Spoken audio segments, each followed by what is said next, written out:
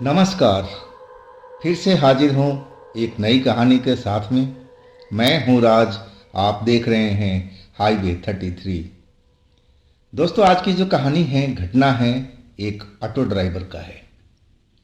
ये कहानी हमें जो शेयर किए हैं उनका नाम शैलेश है, और शैलेश ऑटो रिक्शा चलाने का काम करते थे। तो क्या हुआ था उनके साथ में, क्या घटी थी घटना, चलते हैं इनकी कहानी में। लेकिन दोस्तों, अगर आप मेरे चैनल पर पहली बार जुड़े हैं और अभी तक मेरे चैनल को सब्सक्राइब नहीं किया है तो प्लीज़ कर लीजिए, और साथ में बेल आइकन को ज़रूर दबाइएगा ताकि आप मेरी कोई वीडियो मिस ना करने पाए, वीडियो का नोटिफिकेशन आपके पास जाता रहे। तो शुरू करते हैं आज की कहानी। दोस्तों, मेरा नाम शैलेश है। मेरी उम्र लगभग 22 साल की रही होगी। मैं तो एकदम 22 साल की उम्र में मैच्योर हो गया था। हालांकि मेरे साथ के जो लड़के थे अभी भी वो खेल कूद और अपना धींगा मस्ती में मसरूफ़ रखते थे, लेकिन वक्त ने मुझे 22 साल की उम्र में ही एक परिपक्व कर दिया था। मैं मैच्योर सा हो गया था।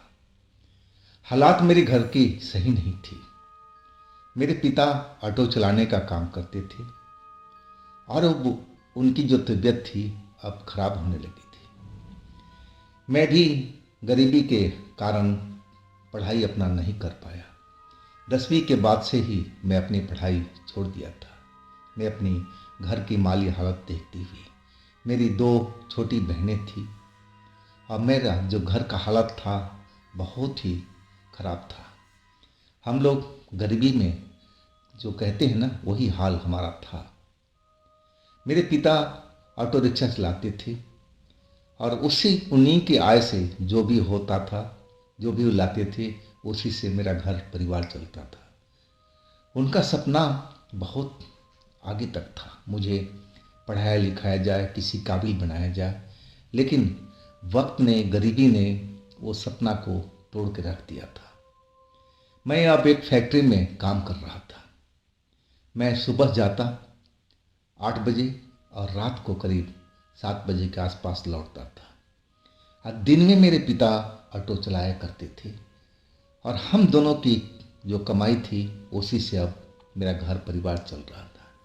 लेकिन 3-4 दिनों से मेरे पिता की तबीयत खराब चल रही थी। अब वो ऑटो नहीं लेके जा रहे थे, घर पर ही रहते थे और उनका इलाज चल रहा था। अब तो ऐसा हालत हो गया था कि हम पर इतना कर्जे हो गए थे कि हम किसी पड़ोसी से कर्जा भी नहीं मांग सकते थे। ऐसा ही हालत हमारा हो चुका था। और आखिरकार जब मैं फैक्ट्री से लौटता और कुछ चाय नाश्ता करके और पिताजी का ऑटो निकाल करके मैं रोड पर चल देता, ताकि मैं 4-5 घंटा काम करके और कुछ पैसे को कमा सकूं, जिससे हमारा घर का खर्च, मेरे पिता का इलाज चल सके। और वैसे ही मैं कर रहा था। मैं तो दिन भर का फैक्ट्री में काम करके थका हार रहता था, लेकिन घर पर आते ही मैं अपने पिता की हालात देखता, घर की स्थिति देखता, तो भला मैं कैसे घर पे बैठ सकता था। और वही ऑटो निकाल करके मैं अपने रोड पर चल देता। वो रात तो मैं कभी भूल ही नहीं पाता, जो उस रात मेरे साथ में जो हुआ था। मैं रात को करीब 11:30 के आसपास एक बस स्टॉप पर अब मैं अपना ऑटो लेकर के खड़ा था।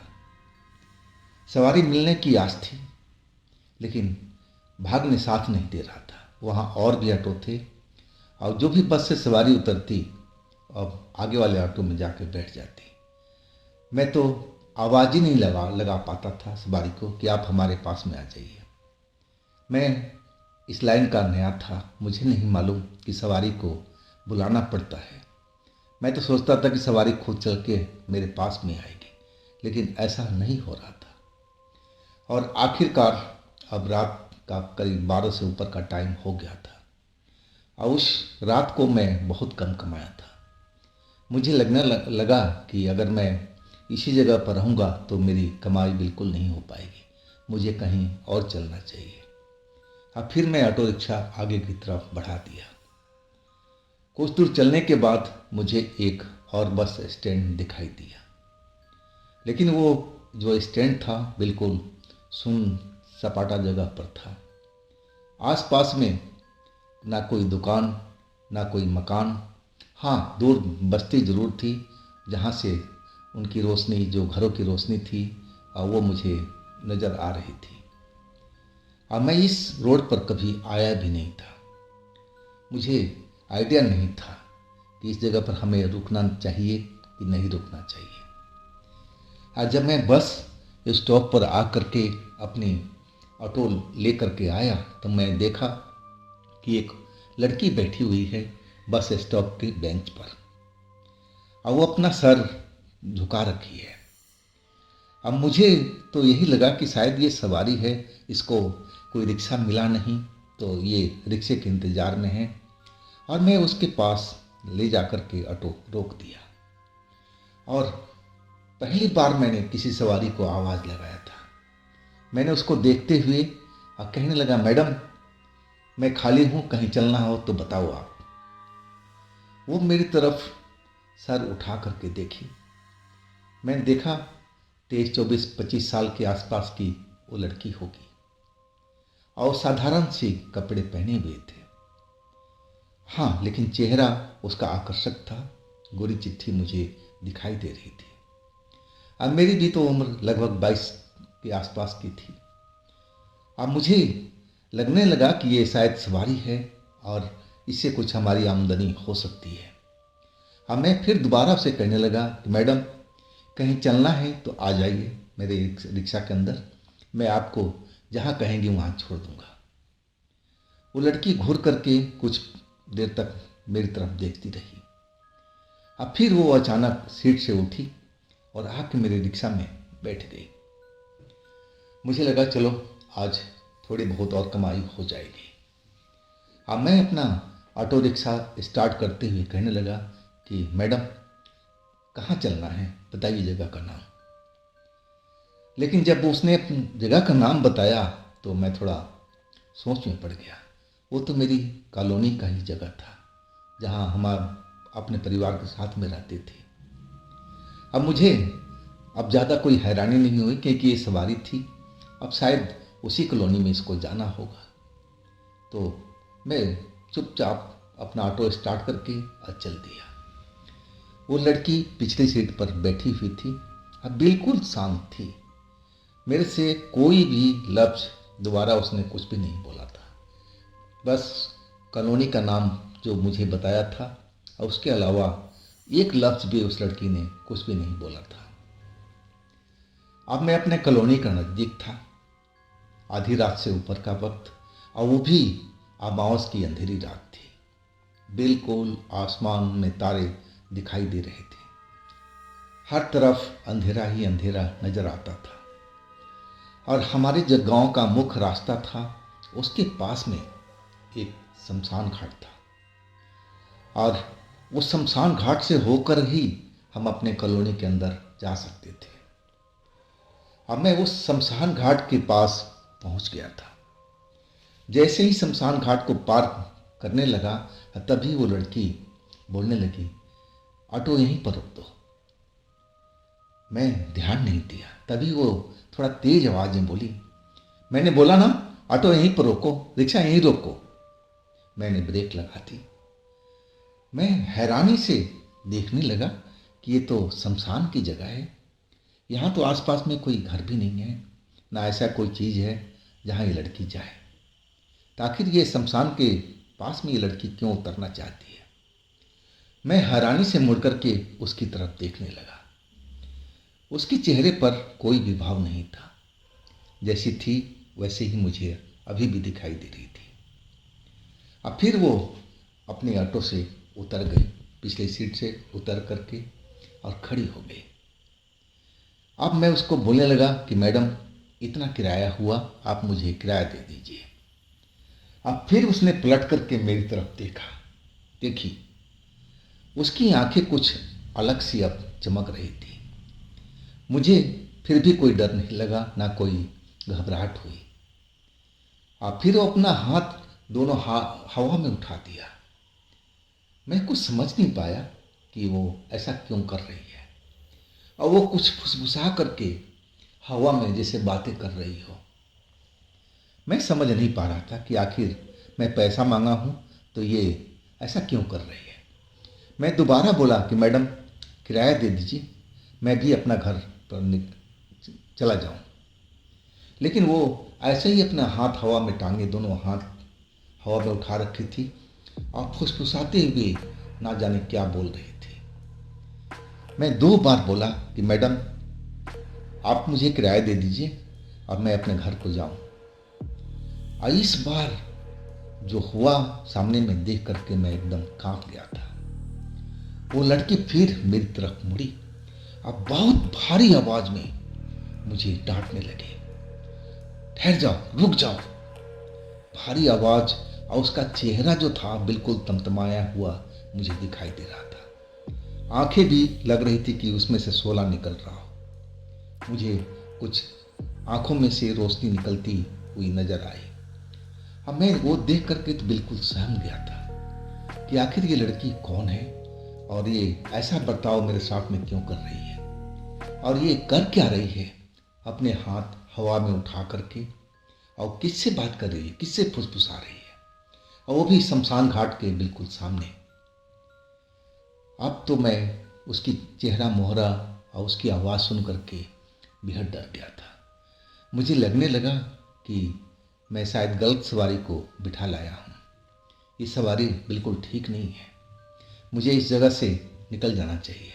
अब मेरी कॉलोनी तो बिल्कुल पास में थी, बस थोड़ा ही दूर जा कर के मेरी कॉलोनी स्टार्ट होती थी और एक गली छोड़ करके दूसरे गली में ही मेरा घर था। और तभी मैं क्या देख रहा हूँ कि शमशान घाट के अंदर से 2 काले काले से लोग आते हुए दिखाई दिए, और वो भी बहुत तेजी से। वो आकर के मेरे ऑटो के सामने खड़े हो गए। उनका चेहरा बहुत ही भयानक दिख रहा था, उनकी आंखें भी लाल लाल दिखाई दे रही थी। अब मैं उनको देख करके इतना तो जरूर समझ गया कि ये इंसान तो नहीं हो सकते, ये जरूर कोई शैतान प्रेत हैं, भूत हैं, पिशाच हैं। अब मैं तो चिल्ला पड़ा था तेज आवाज में, कोई है तो मुझे बचाओ। मैं इतना ही चिल्ला पाया था। और तभी वो लड़की जो हवा में हाथ अभी भी उठा रखी थी, उसने हाथ नीचे किया। अब मेरी तरफ देख करके घूरती हुई और डांटने लगी भारी आवाज में, शांत हो जाओ, तुम एक लफ्ज नहीं बोल पाओगे अब।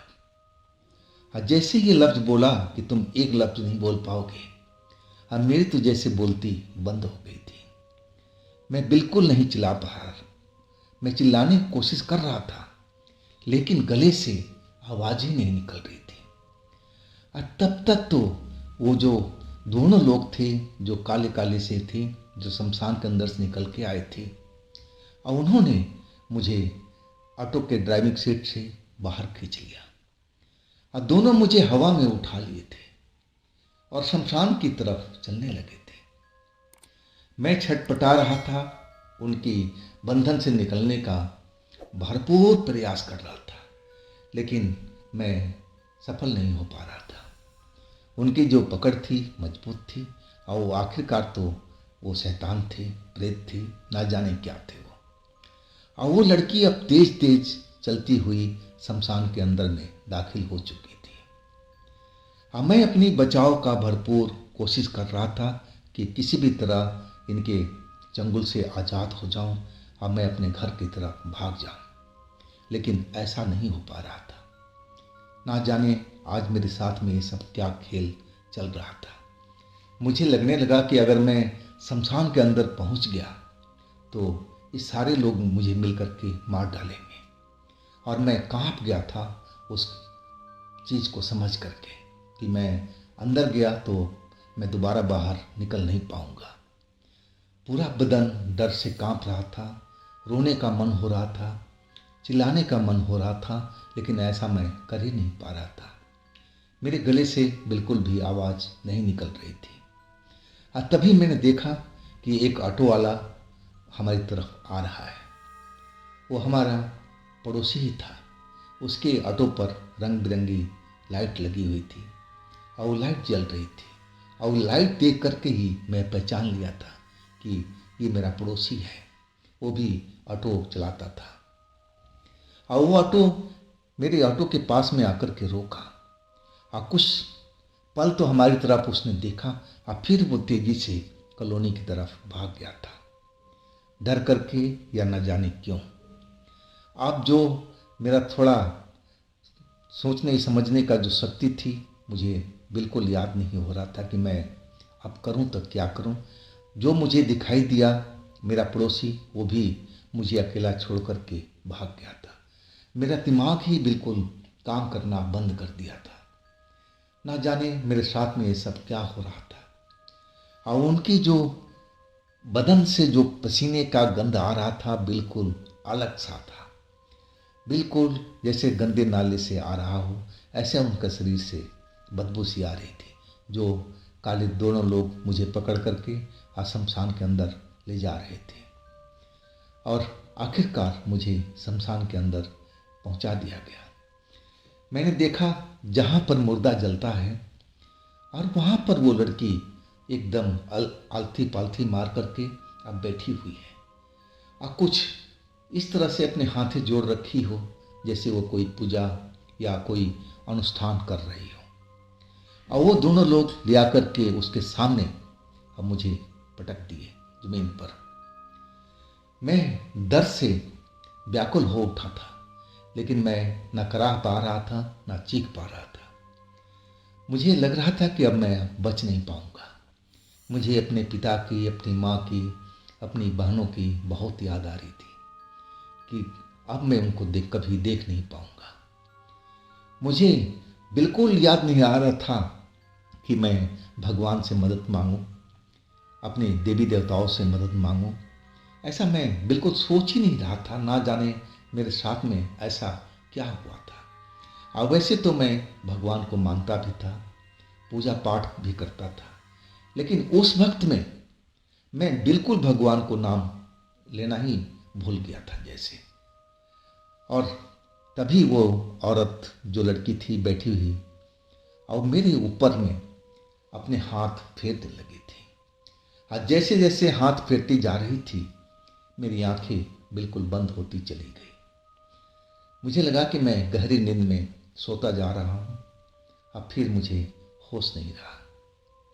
हाँ, जब मुझे होश आया तो मैं अपने घर पर था। मेरी बहनें दोनों मेरे सामने खड़ी दिखाई दे रही थी।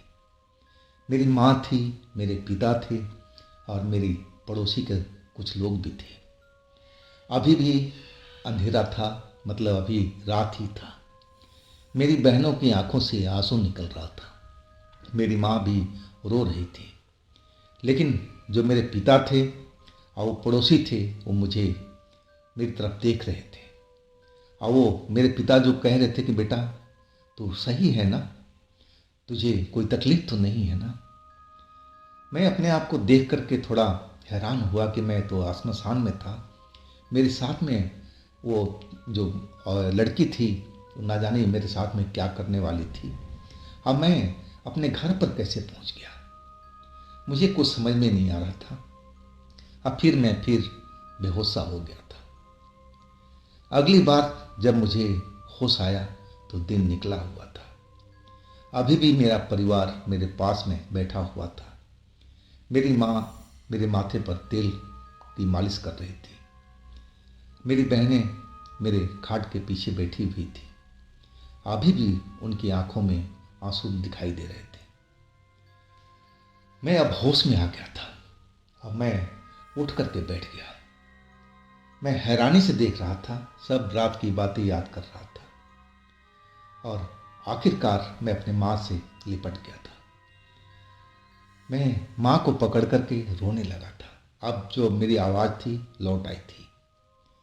अब मैं यही सब सोच रहा था रोते रोते कि आखिर रात को मेरे साथ में ये सब क्या हुआ है। मेरे पिता मेरे पास में बैठे हुए थे और वो कहने लगे कि बेटा आगे से तू रात में ऑटो नहीं चलाने जाएगा, जो कुछ होगा मैं देखूंगा। तो बिल्कुल नहीं जाएगा रात में। जो तू अपना काम कर रहा उसी पर अपना ध्यान रख। अब फिर वो बताने लगे उस रात में मैं कैसे घर आया था। वो कहने लगे कि जो पड़ोसी ऑटो ड्राइवर था, ऑटो रिक्शा वाला था, और वो हमारे घर पर आकर के कुंडी खटखटाने लगा, आवाज़ देने लगा कि तुम्हारे बेटा को मैं श्मशान घाट में जाते देखा हूँ। तुम्हारा ऑटो रिक्शा श्मशान घाट के गेट पर खड़ा है। न जाने उसके साथ में क्या चल रहा है। मैं देखा वहाँ पर तुम्हारे बेटे के अलावा कोई नज़र नहीं आया, और वो श्मशान घाट के गेट पर खड़ा था अकेला। मुझे कुछ सही नहीं लगा। मुझे लगा कि वहाँ पर कोई भूतों का ही जाल है। अब मैं डर गया था, और ऑटो रिक्शा वाला ही मेरे पिता को और मेरे एक आध पड़ोसी को लेकर के अब फिर श्मशान घाट में आया था। अब अंदर जब वो लोग पहुँचे, उनकी हिम्मत थी कि रात के अंदर में वो पहुँच गए, लेकिन कई लोग थे। और जब उन्होंने देखा कि मैं जो जहाँ पर मुर्दा जलाया जाता है और वहाँ पर मैं लेटा हुआ था, मेरे आसपास में कोई भी नहीं था, कोई भी दिखाई नहीं दिया था, लेकिन मैं बेहोश था, जिंदा था। और वो लोग तब मुझे उठा करके घर पर ले गए थे। अब पड़ोस में एक झाड़ फूँक करने वाले थे, उनको बुला करके लाया गया था, और वो झाड़ फूँक किए थे। और वो कहने लगे कि वो जो श्मशान की कुछ आत्माओं ने तुम्हारे बेटे के ऊपर में हमला किया था। घबराने की बात नहीं है, अब सब कुछ सही है। अब बिल्कुल बेटा तुम्हारा नॉर्मल है, लेकिन होश में आने में टाइम लगेगा। इसके बाद मैं अब सही सलामत था। तो आखिरकार वो लड़की कौन थी और वो मेरे साथ में क्या करना चाहती थी? अगर मेरे पिता, पड़ोसी लोग उस वक्त श्मशान में नहीं पहुंचते मुझे लेने के लिए, तो न जाने मेरे साथ में क्या हुआ होता। मैं जिंदा बचता भी कि नहीं बचता मुझे नहीं मालूम था। और उसके बाद से तो मैं रात के टाइम उस रोड से, श्मशान वाले रोड से गुजरना ही बंद कर दिया था। तो दोस्तों, ये थी शैलेश जी की अपनी आप बीती। अगर आपके पास भी ऐसी कोई घटना है, कोई कहानी है, तो आप मुझे इंस्टाग्राम पर या मेरे व्हाट्सएप नंबर पर शेयर कर सकते हैं। और ये दोस्तों, ये भी चैनल आप ही का है, तो इसको भी अपना थोड़ा प्यार दीजिए, लाइक कीजिए, सब्सक्राइब कीजिए, शेयर कीजिए। और फिर हम मिलते हैं अगले रोज़ एक नई घटना, एक नई कहानी में। आप लोग अपना ख्याल रखिएगा। नमस्कार।